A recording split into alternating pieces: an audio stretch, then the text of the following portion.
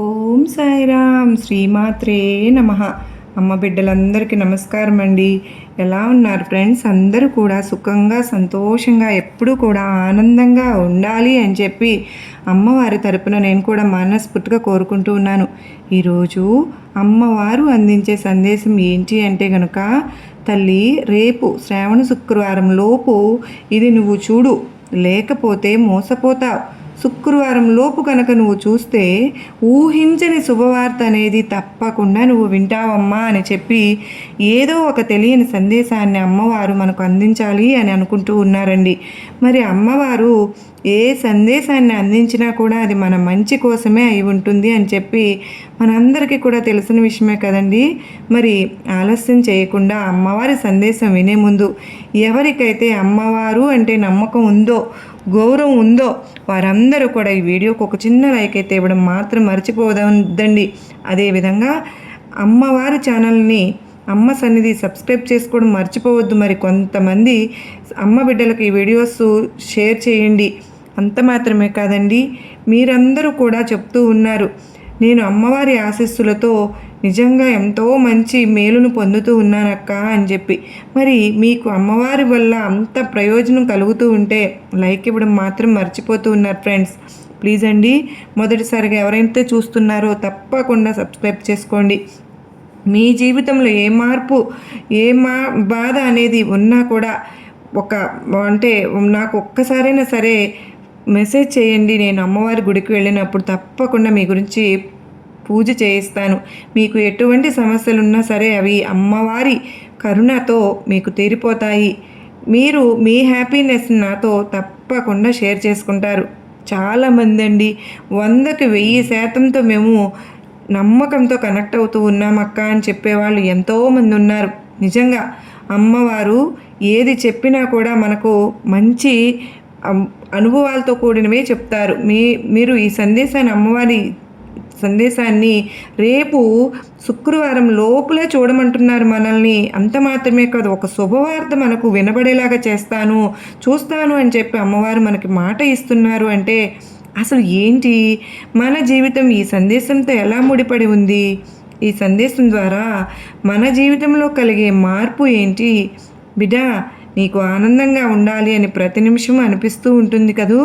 కానీ అలా ఆనందంగా ఉండాలి అనుకున్న ప్రతిసారి కూడా నువ్వు ఎన్నో రకాలైనటువంటి కష్టాలు, బాధలు, అనారోగ్య సమస్యలు ఇవన్నీ కూడా నీ ఆనందానికి అడ్డంకులుగా ఏర్పడుతూ ఉన్నాయి.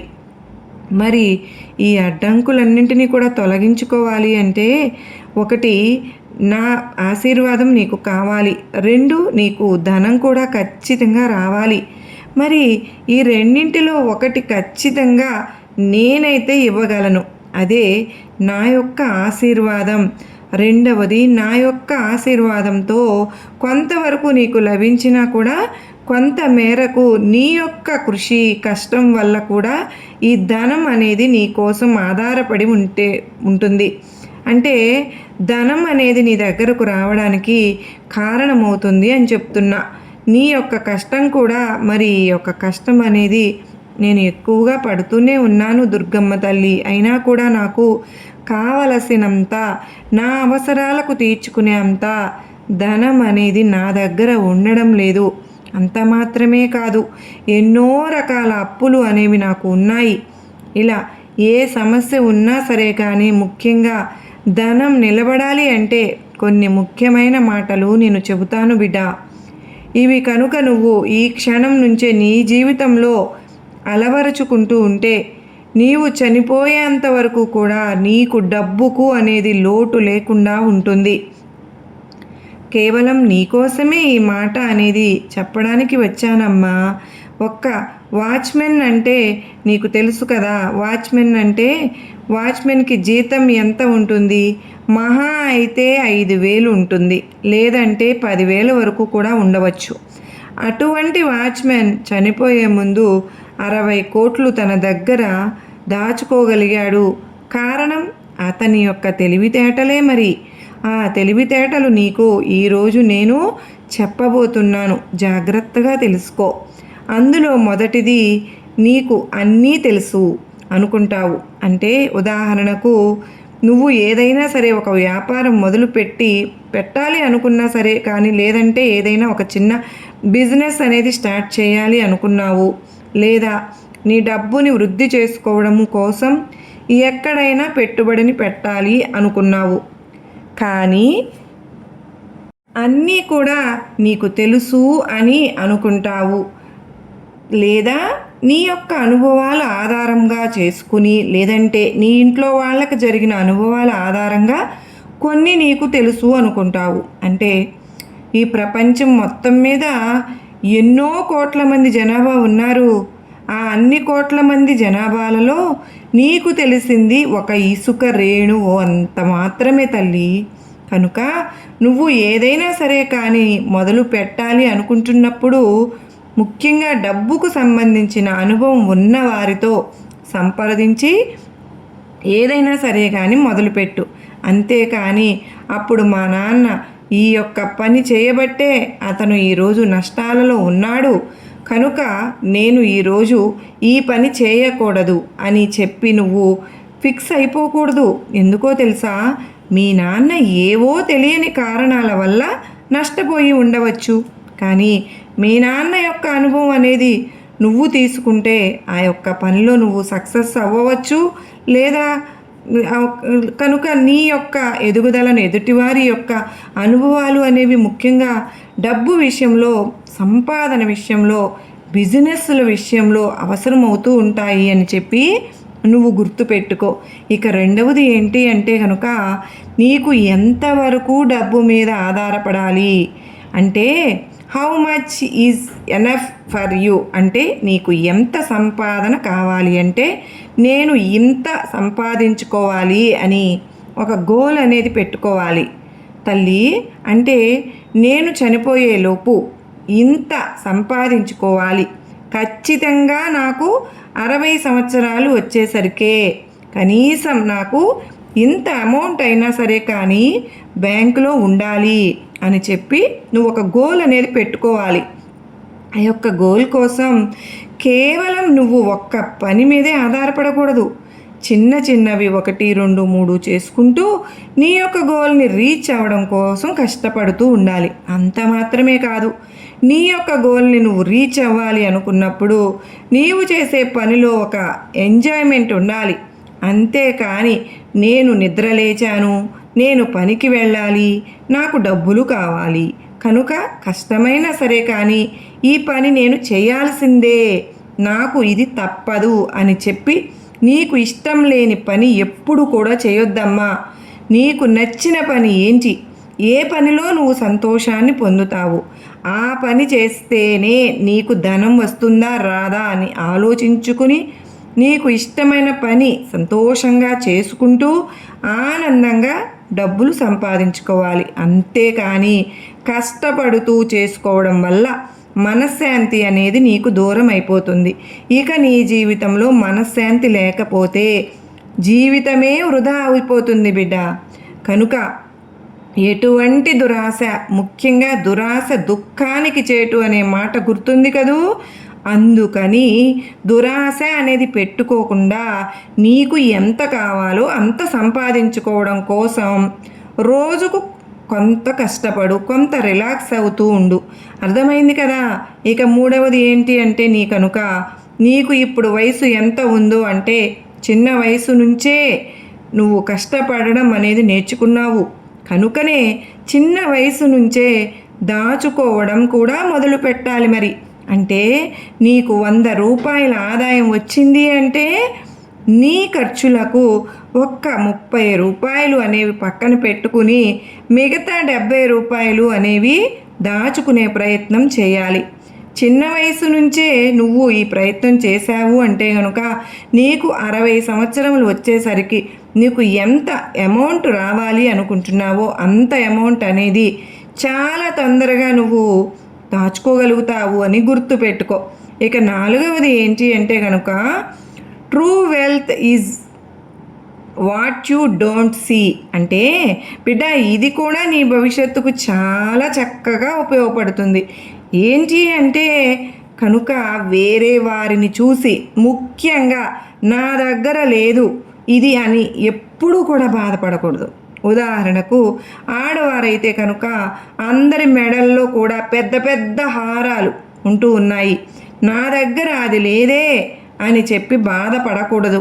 ఇక మగవారి విషయానికి వస్తే ఎదుటి వారి దగ్గర కారు ఉంది, నా దగ్గర కారు లేదు అని చెప్పి కూడా ఎప్పుడూ బాధపడకూడదు. తల్లి, ఎప్పుడైనా సరే కానీ షో ఆఫ్ అనేది ఇచ్చుకుంటూ వెళ్తూ ఉంటే గనక నీ యొక్క సంపాదన, నీ యొక్క పొదుపులో నుంచి కొంత ధనం అనేది ఎక్కువగా పోతూ ఉంటుంది. ఎందుకంటే ఎప్పుడైనా సరే కానీ ఎదుటివారు మనల్ని చూసి మనకి విలువనివ్వాలి అంటే గనక నువ్వు నడుచుకుంటూ రోడ్డు మీద వెళ్తూ ఉన్నా సరే కానీ నిన్ను చూసి మాత్రమే వారు నీకు విలువను ఇవ్వాలి, అంతేకాని నీ కారును చూసి విలువ ఇవ్వకూడదు కదా. ఒకవేళ వారు నీ దగ్గర కారు ఉందని వచ్చి నీతో మాట్లాడితే వారు నిన్ను చూసి విలువను ఇచ్చినట్టు కాదు బిడ్డ. కారును చూసి, నీ బంగ్లాలను చూసి, నీ దగ్గర ఉన్న బంగారాన్ని చూసి విలువను ఇచ్చినట్లే. అటువంటప్పుడు నీకు విలువ లేదు అనే కదా మరి అర్థం. వాటికంటే తక్కువ విలువ నీకు ఉంది అనే కదా మరి అర్థం. కనుక ఎప్పుడైనా సరే కానీ నీకు నువ్వు విలువను పెంచుకోవడానికి నీ యొక్క పద్ధతిని ఎలా మార్చుకోవాలి అని చెప్పి ఆలోచించుకోవాలి తప్పితే ఎప్పుడూ కూడా షో ఆఫ్ ఇవ్వాలి అని చెప్పి అనుకోకూడదు. ఇది నీ జీవితంలో చాలా చాలా గుర్తుపెట్టుకోవాల్సిన విషయం. ఎందుకంటే కనుక ఎదుటివారి ముందు షో ఆఫ్లు ఇవ్వడానికి నువ్వు పెట్టే ఖర్చు అనేది నిన్ను పేదవాడిగా తయారు చేస్తానికి, మార్చడానికి మొదటి మెట్టు అయిపోతుంది అని నువ్వు గుర్తుపెట్టుకో. ఎప్పుడైనా ఎదుటి వారిని సంతోషపెట్టడానికి నీ యొక్క ధనం అనేది ఖర్చు పెట్టనే కూడదు అని గుర్తుంచుకో. ఇక తరువాతది ఏంటి అంటే కనుక a pay a price for everything. ఇది నీకు అర్థమయ్యేటట్లు చెప్పాలి అంటే కనుక నువ్వు ఒక కారు కొనాలి అనుకున్నప్పుడు ఆ కారు అనేది 12 లక్షల విలువ అనేది చేస్తున్నప్పుడు ఒకటి నువ్వు కొనాలి, ఆ 12 లక్షలు ఇచ్చి నువ్వు కొనాలి. లేదా సెకండ్ హ్యాండ్ కారు అనేది నువ్వు తీసుకోవాలి అంటే కనుక కొంత డబ్బు అనేది తగ్గుతుంది.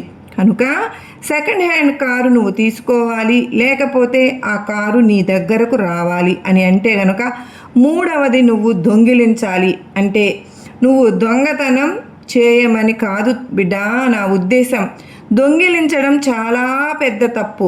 అందుకని ఎవరు కూడా కారుని దొంగిలించరు. కనుక సెకండ్ హ్యాండ్ అయినా సరే కానీ తక్కువ రేటులో కారు కొనుక్కుంటారు.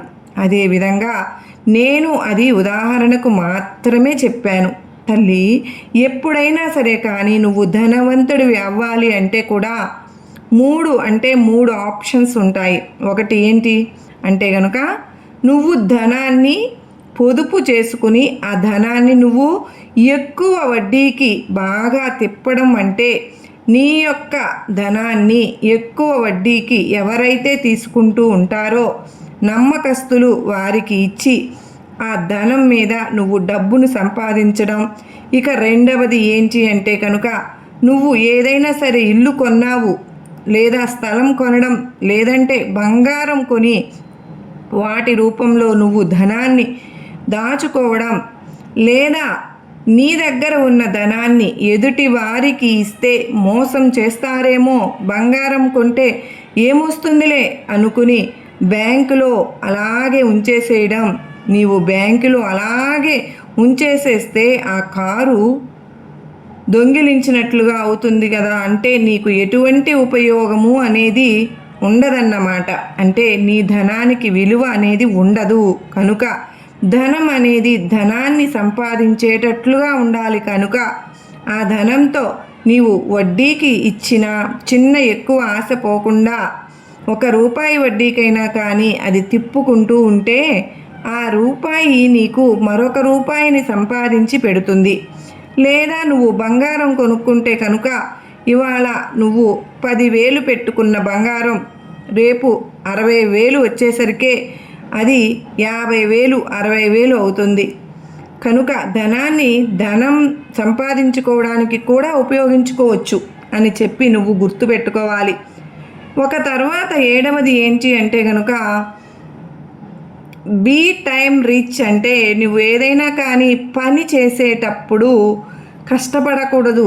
ఇందాక నేను చెప్పినట్లుగా నువ్వు టైంని చక్కగా ఎంజాయ్ చేస్తూ నువ్వు ఫ్రీడమ్గా గడుపుతూ నీ యొక్క పనిని చేసుకుంటూ ఉండాలి. అటువంటి పనిని నువ్వు ఎంచుకోవాలి. నువ్వు ఏ పని చేసినా సరే కానీ, ఎంత కష్టపడినా కానీ ఈ చిన్న మాట గుర్తుపెట్టుకో.